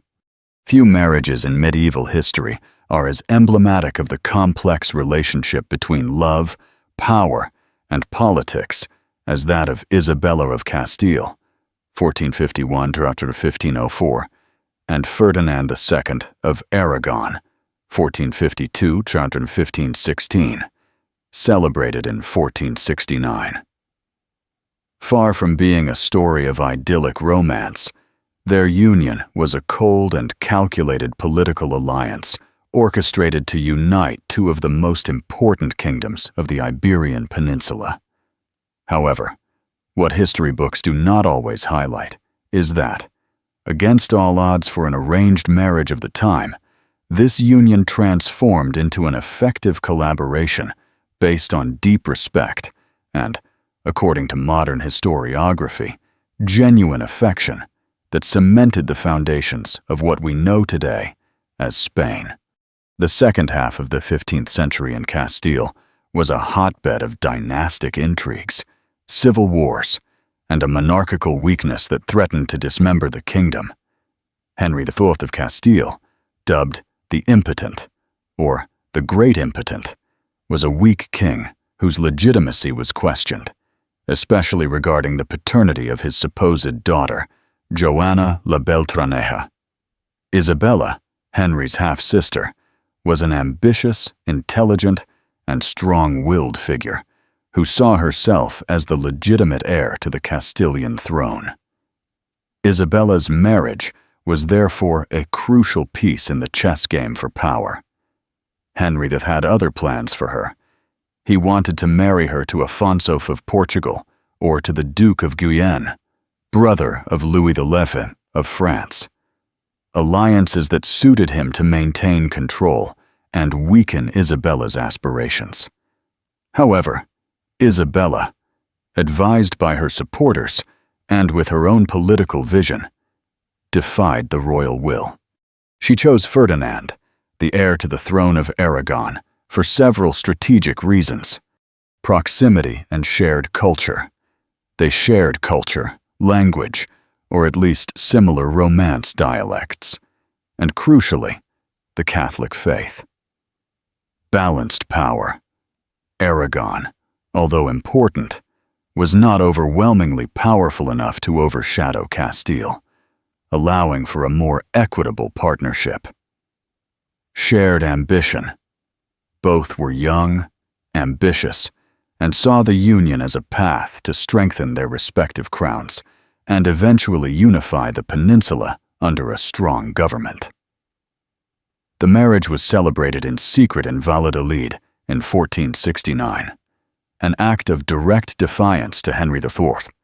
Ferdinand had to disguise himself as a muleteer to enter Castile undetected. This act of rebellion marked the beginning of a civil war for the Castilian succession, known as the War of the Castilian Succession, 1475–1479, in which Isabella and Ferdinand fought against the supporters of Joana la Beltraneja and her husband, Afonso V of Portugal.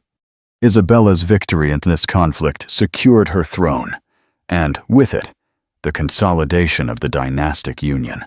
Once Isabella and Ferdinand ascended to their respective thrones, Isabella in Castile in 1474 and Ferdinand in Aragon in 1479, their union became the engine of a profound transformation. They did not immediately merge their kingdoms into a single administrative entity, but remained as separate crowns under the figure of a dual or personal monarchy. However, they operated with astonishing unity of purpose and political coordination, earning them the appellation of the Catholic monarchs, granted by Pope Alexander V in 1494. Together, they achieved monumental feats that laid the foundations of modern Spain. Completion of the Reconquista, 1492.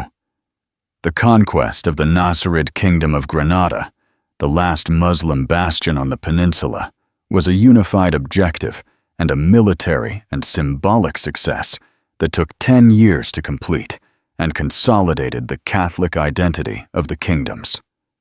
Discovery of America, 1492. Isabella's patronage of Christopher Columbus's voyages, a bold and visionary decision, opened the doors to Castile's global expansion and the creation of a vast transoceanic empire. Religious unification, the expulsion of the Jews, 1492, and later the conversion or expulsion of the Mudéjars Moriscos, 1502, although controversial and tragic in their human consequences, reflected the policy of one faith, one kingdom they pursued. Strengthening of royal power. They implemented administrative and legal reforms that centralized power in the monarchy, limiting the power of the nobility and cities. They created the Holy Brotherhoods to maintain order and reorganize the royal treasury. Active foreign policy. Through strategic marital alliances for their children, with England, Burgundy, and the Holy Roman Empire, and astute diplomacy, the Catholic monarchs elevated Spain to the forefront of European politics. Despite being an arranged marriage for purely political purposes, historiography suggests that the union of Isabella and Ferdinand was not merely a functional alliance, but was based on deep respect and mutual affection that made it exceptionally successful. The chronicles and letters of the time, although not revealing modern-style romantic effusions, do show constant collaboration and reciprocal admiration for their respective abilities. Complementarity of personalities. Isabella was the more charismatic figure, with deep piety and strong determination. Ferdinand was the strategist, the astute politician, the patient diplomat. They complemented each other perfectly. Isabella trusted Ferdinand's political judgment, and Ferdinand respected Isabella's unwavering will and vision for Castile. The Concord of Segovia, 1475. This agreement, signed shortly after Isabella was proclaimed queen, established that the kingdoms of Castile and Aragon would maintain their own laws and institutions, but that Isabella would govern Castile and Ferdinand Aragon, and that royal documents would bear the signature of both, such as the famous "I the King, I the Queen," and their combined coats of arms. This demonstrated a balance of power and a willingness to cooperate, which was unusual for the time. Support in times of adversity. Their relationship strengthened during the Castilian Succession War. Ferdinand firmly supported Isabella's rights to the throne, and she, in turn, showed her bravery by accompanying her troops and mobilizing resources. This trial by fire seems to have cemented a personal bond beyond the political. Vision of a shared project. Both shared the vision of unifying and strengthening their kingdoms. This to common purpose, more than passionate love, was the glue of their relationship. They saw themselves not only as spouses, but as partners in a historical enterprise of colossal magnitude. Historian Peggy Liss, in her work on Isabella, suggests that although it was not an ardent romance, the couple developed a deep respect and practical intimacy. They consulted each other on all matters of state, wrote to each other regularly when separated, and despite the pressures of life, maintained a remarkably effective and personal working relationship. Isabella's death in 1504 plunged Ferdinand into deep sorrow, further testimony to the connection they had forged. In short, the marriage of Isabella and Ferdinand is an exemplary case of how a state union, far from being cold and distant, could blossom into a powerful and successful partnership based on mutual respect, complementarity, and a shared vision that, against all odds, laid the foundations of one of history's most influential empires. The marriage of Richard III of England, known as the Lionheart, 1157 to 1129, and Berengaria of Navarre, 1165 to 1230, is a paradigmatic example of a dynastic union where love and personal affection were sacrificed at the altar of political strategy. It was a marriage forged by alliances, convenience, and the need to secure the succession, with a notable absence of real interest or emotional commitment from the celebrated Crusader king. Richard the Lionheart, son of the powerful Eleanor of Aquitaine and the ambitious Henry II, was a king whose primary passion lay not in conjugal affection, but in warfare, chivalry, and above all, the glory of the crusade. Shortly after ascending the throne in 1189, his main obsession was to fulfill his vow to march to the Holy Land to recover Jerusalem from Saladin. To finance and secure his expedition, he needed allies, money, and stability in his European territories. An earlier engagement of Richard to Princess Alice, Adela, of France, sister of King Philip II Augustus of France, had been a constant source of problems. Richard had kept Alice in England for years, supposedly as a hostage, and rumors of Alice's affair with his own father, Henry II, made the union impossible and politically dangerous. Philip Augustus, Richard's nominal ally for the crusade, was also his great rival for control of the Angevin territories in France. In this complex chessboard, Berengaria of Navarre emerged as the ideal candidate. Daughter of King Sancho the Wise of Navarre, a strategic Pyrenean kingdom, her union offered Richard several crucial advantages. Route to the Holy Land. Navarre controlled important passes in the Pyrenees, which could facilitate the transit of troops and resources for the Crusades. Neutral ally. Navarre was a relatively neutral kingdom in the constant struggles between England and France, offering Richard an ally who would not complicate his relations with Philip II, dowry and financing. Although Berengaria's dowry was not as vast as Eleanor of Aquitaine's, it represented welcome financial support for Richard's costly expedition. Free from prior engagements, unlike Alice, Berengaria had no background that could complicate the alliance or damage Richard's reputation. The marriage proposal was managed primarily by Richard's mother, the indomitable Eleanor of Aquitaine. Eleanor, freed from her imprisonment and restored to her power, traveled personally to Navarre to negotiate the agreement and escort Berengaria.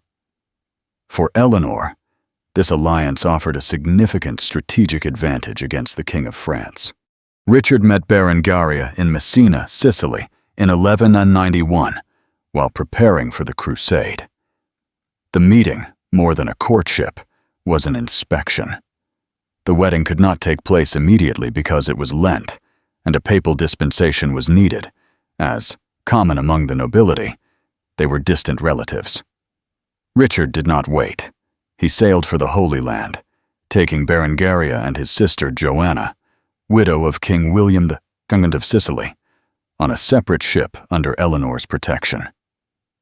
The wedding finally took place in Limassol, Cyprus, on May 12, 1191, while Richard was conquering the island. The haste to marry in the midst of a military campaign underscores the purely instrumental nature of the union. It was a ceremony without great pomp or romance, a mere formality before Richard continued his journey to Acre. What defines the marriage of Richard and Berengaria is the almost total absence of affection or real interest on Richard's part towards his wife, beyond her dynastic function. Few interactions. Richard spent most of his reign outside England, first on the Crusade, almost 3 years, then a prisoner in Austria and Germany, more than a year, and finally at war against Philip II and Augustus in France, the last 5 years of his life. During all this time, Berengaria was rarely by his side. It is known that she accompanied Richard during part of the crusade, but then settled in Poitiers and later in Le Mans, in the Angevin domains, living with her own court and administering her dowry properties. Absence of heirs. Despite being a marriage of almost 8 years until Richard's death in 1199, they had no children. This was one of the greatest deficiencies of the marriage, as the primary purpose of a royal union was to ensure succession. The lack of a direct heir led to the English crown passing to Richard's younger brother, John Lackland, upon his death. The reasons for the lack of children are uncertain. It could be due to the infertility of one of them, Richard's prolonged absences, or the king's lack of interest in regularly consummating the marriage. Chronicles of the time often hint that Richard had homosexual preferences or a general disinterest in women, although this is a subject of historiographical debate. Genuine disinterest. Richard's letters to his mother, his barons, or other monarchs rarely mention Berengaria, and when they do, it is in the context of her duties as queen or the management of her lands. There are no effusions of affection or concern for her personal well-being. He saw her as a political asset, an ally, but not as a life partner. Despite the coldness of their personal relationship, the marriage of Richard and Berengaria had profound political implications. Partial crusade. Success. The alliance with Navarre and stability in the Pyrenees allowed Richard to focus on his crusading objective. While he did not recover Jerusalem, he achieved important victories at Acre and Jaffa, negotiating secure access for Christian pilgrims. Stability in southwest France. The Navarrese alliance helped secure the flanks of the Angevin Empire in Aquitaine, allowing Richard to concentrate his forces against Philip II Augustus and his enemies in the north. Berengaria's resilience. After Richard's death, Berengaria faced the difficult task of collecting her dowry and dower from a new king, John Lackland, who had no interest in her. She demonstrated remarkable tenacity and legal skill, fighting for years to secure her rights to her lands. She finally retired to the Abbey of Les Pots, which she founded, where she dedicated herself to a pious life and was buried. Although her marriage to Richard was a personal failure, she earned a reputation for piety and tenacity. The marriage of Richard the Lionheart and Berengaria of Navarre, therefore, is a powerful illustration of how politics and dynastic ambition could dictate royal unions, even at the expense of happiness or personal affection. The absence of an heir and the coldness of their personal relationship do not diminish the fact that it was a fundamental union for Richard's objectives, especially in the context of the Third Crusade, and a testament to the harshness and pragmatism that often governed life at the pinnacle of medieval power. This is where history blends with speculation, where we can play with the contrasts and the everyday clutter of medieval life. Let's discard the grand noble weddings or the intricate bourgeois contracts that bypassed the heart of common folk. If we could have designed a date for them, what would it have been like? Imagine a late summer or early autumn evening. The sun sets, painting the sky with reddish hues over the recently harvested fields. The air is cooler, laden with the smell of earth and bonfire smoke. Mary and Thomas are young peasants, perhaps just out of their teens. Thomas is about 18, strong and hard-working. Mary is a bit younger, maybe 16, lively and with skilled hands for the loom. They have grown up seeing each other every day in the village, at church, in the fields. Their families have known each other for generations. They have never been alone, nor have they exchanged more than the most basic phrases. But today is different.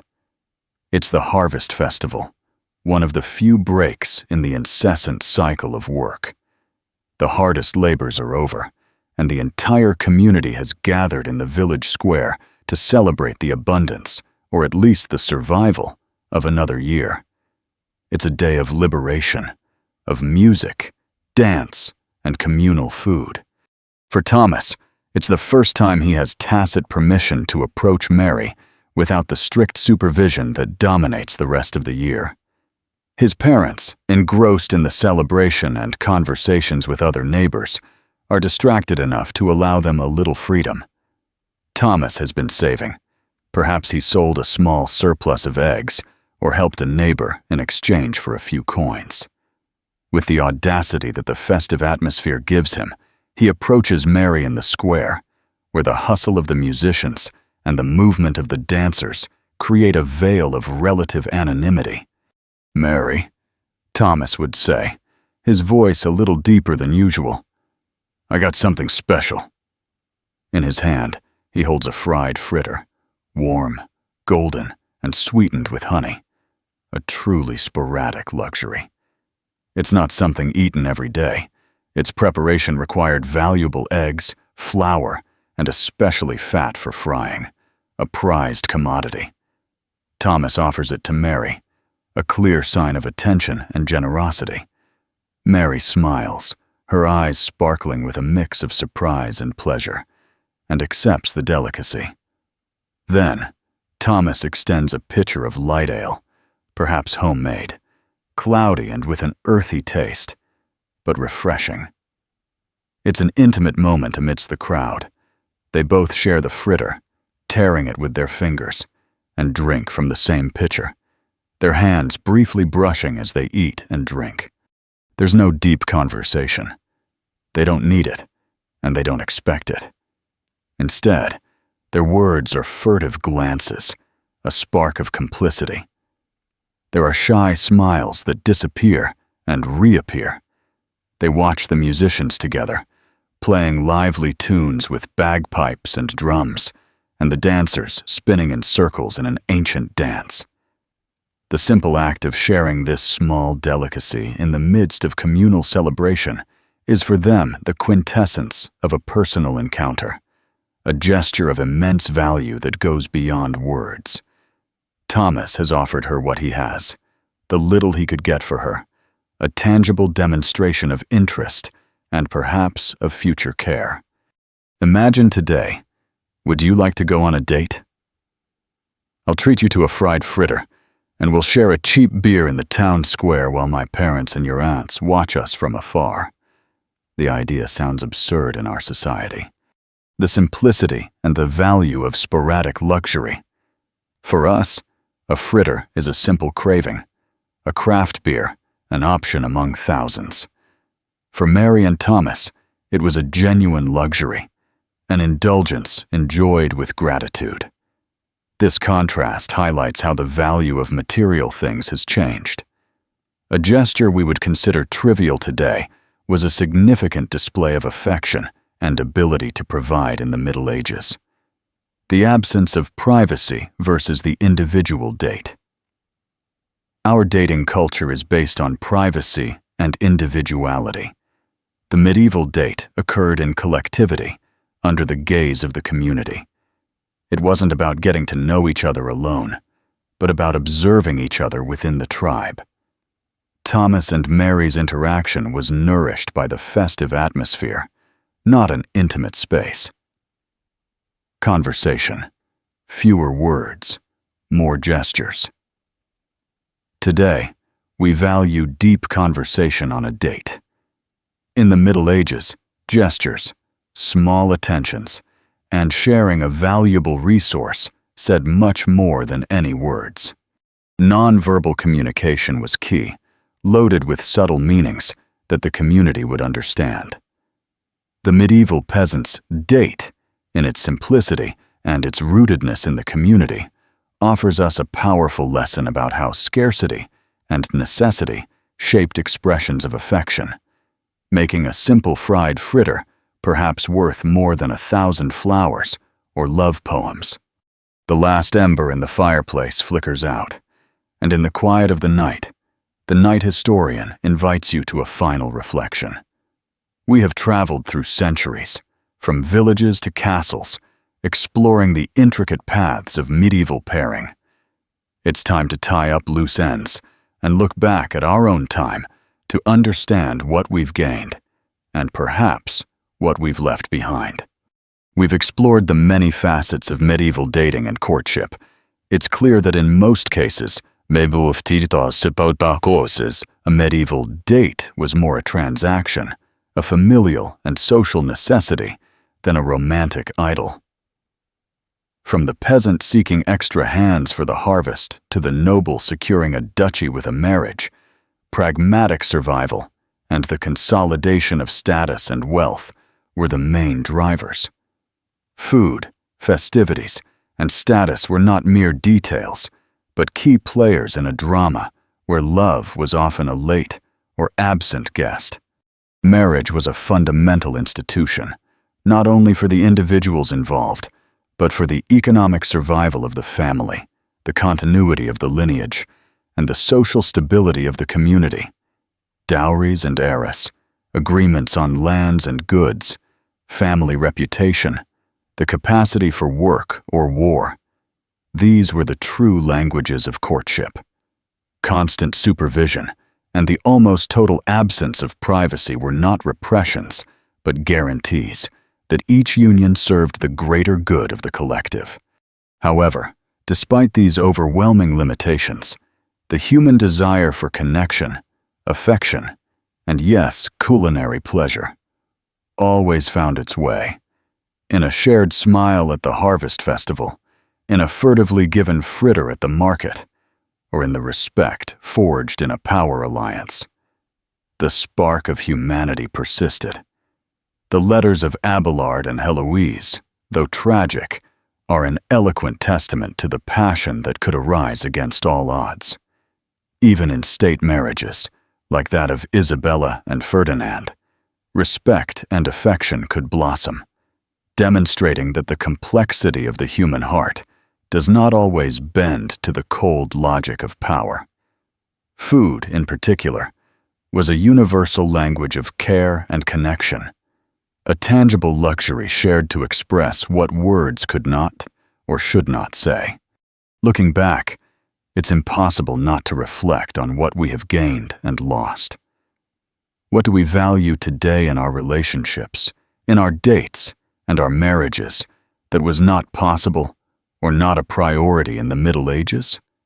Surely, freedom of personal choice, the ideal of romantic love as the basis of union, the independence to forge our own destiny, and the privacy to explore those bonds.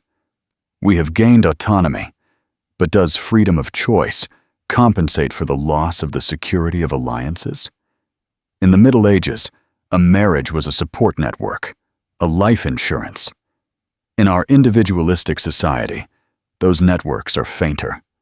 Have we lost something fundamental in our way of loving and pairing? Is the fragility of our modern unions the price of our freedom, or is freedom, though risky, the only path to a more authentic happiness? History offers us mirrors, not just windows. By looking at the past, we can better understand the present and perhaps the future we are building with every decision we make about love and human connection. I hope you enjoyed this story and that it helped you relax while listening to some good history. This is the Night Historian, your faithful companion for your sleepless nights. If you liked the story, please leave a good like and subscribe so you can be part of this nocturnal and cultured community. Thank you for listening. Until the next adventure.